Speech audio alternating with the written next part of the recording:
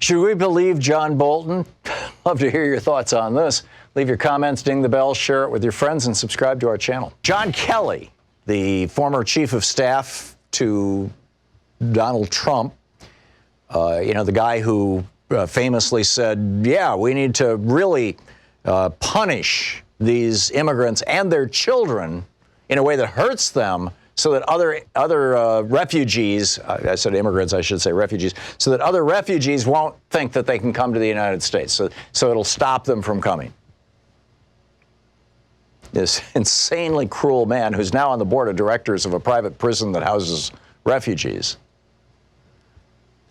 John Kelly was in Florida, Sarasota, Florida yesterday, and giving a talk. It was at the Ringling College Library Association, their town hall lecture.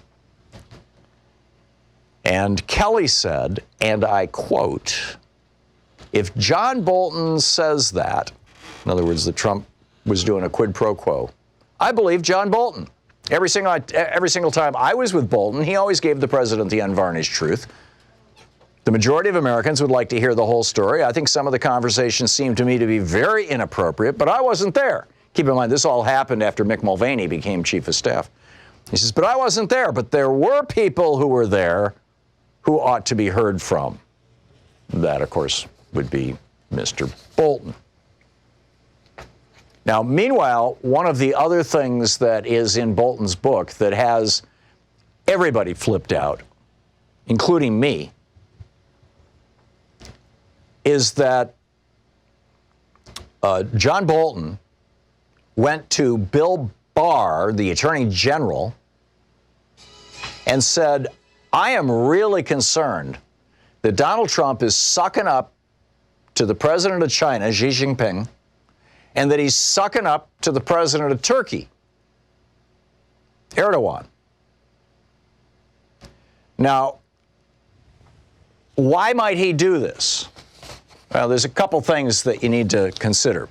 With regard to China, Robert Reich notes all this nepotism talk, in other words, Biden and his son, oh my God, it's nepotism.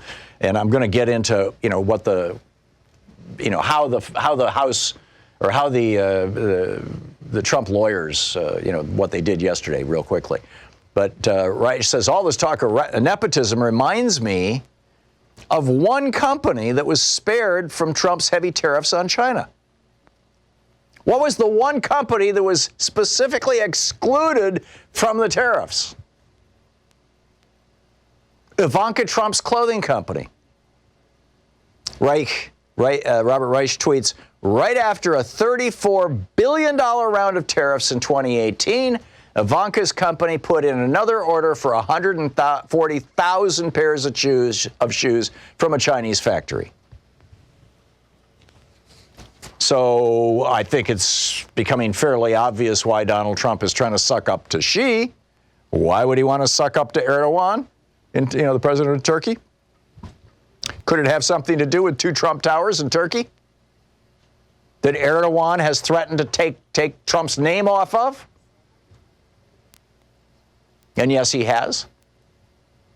Keep in mind, it was Erdogan who called Trump up one day and said, hey, pull your damn troops out of Syria. Me and the Russians are going in. And Trump said, sir, yes, sir. And he did it. And stabbed the Kurds in the back. And probably tens of thousands of people have died as a result of that decision. And the chaos is ongoing. So weirdly, John Bolton, he loves bombing people and having wars, but apparently there's some shred of coherence to Bolton's political and foreign policy philosophy. Bolton says that he's concerned that these two guys are exerting what he called, quote, undue influence, that's the word from his book, on Trump.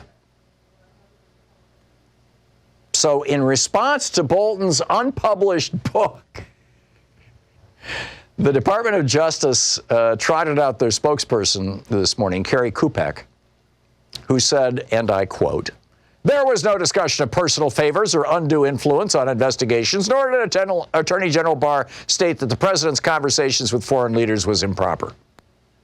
Right, like we believe things that Bill Barr says after he lied to us about the Mueller report, after he deep-sixed the Iran-Contra investigation when he was, running the Department of Justice for George Herbert Walker Bush. Mr. Cover-Up General, as William Safire used to call him. Right. So just a quick recap of what happened yesterday. The day started out with Cipollone basically saying that you're not going to see anything, you're not going to hear anything. The House has not presented any evidence that suggests that this car going down this road, this quid pro quo, this extortion bribery deal, that Donald Trump's hands were on the wheel of that car. You're not going to find any of that. To use a metaphor that Mark Sumner used over at Daily Kos. It's a good one. And Trump never, Mark Sumner says, Trump has never stood on top of the Resolute desk to deliver a Lex Luthor-style monologue. That was essentially what Pat Cipollone said yesterday. That was in the morning, while or the first half of the day, while this show was on the air. And then that was followed by, during the break, Fox News, well, actually, not just the break, last night, Sean Hannity, Laura Ingraham, a whole bunch of them, last night on Fox News, they all attacked John Bolton. Oh, he was never really a Republican. Oh, he's in with the Democrat Party. There is no such thing as a Democrat Party, but, I don't know. Maybe there is in Hungary or something, but not here. But in any case, they'll say that. Oh, they did say that yesterday. And in their final argument, and several of them made this argument, well, John Bolton's really a deep state operative, and he knows James Comey. So then the middle part of the day was this smear of Joe Biden. And the person in charge of that was the former Attorney General of Florida, whose office was investigating Trump University for fraud in Florida. And Donald Trump had his foundation illegally write her a $25,000 campaign check because she was up for re-election as Attorney General. And suddenly she dropped the investigation. This is Pam Bondi. And so Pam Bondi got up and she said, well, what actually happened was that Joe Biden tried to get rid of this prosecutor because the prosecutor was investigating Burisma and Joe Biden's son, who was on the board of Burisma. And all the evidence we've seen so far indicates that one of the reasons why the United States and the European Union and the International Monetary Fund wanted to get rid of the prosecutor, Lutsenko, was because he was refusing to investigate Burisma. And then finally, the last part of the day, and again, this is why I think, Joe Biden should leap at an opportunity to testify in the impeachment hearings. It'll turn him into a red-hot superstar if he does a good job. And then finally, of course, last night in prime time, Alan Dershowitz, no harm, no foul was his phrase. This is the guy who defended Klaus von Bülow and O.J. Simpson and has worked with Brett Kavanaugh.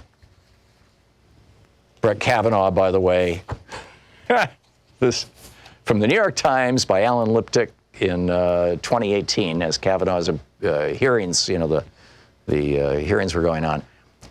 He wrote for the New York Times, Brett Kavanaugh urged prosecutors investigating President Bill Clinton to question him, Clinton, in graphic detail about his sexual relationship with Monica Lewinsky. This is according to a memo that was released by the National Archives in August of 2018. Kavanaugh spent more than 3 years working for Ken Starr, and he worked on the report that was all filled with porno. It was Kavanaugh who drew up the memo recommending that they do it this way. And I got a bunch of Kavanaugh quotes here. But anyhow, it's like the old gang is getting back together. So Pam Bondi goes after Joe Biden. And what does Joni Ernst say during the break after Pam Bondi going after Joe Biden with what is, according to the Biden camp, an absolute lie?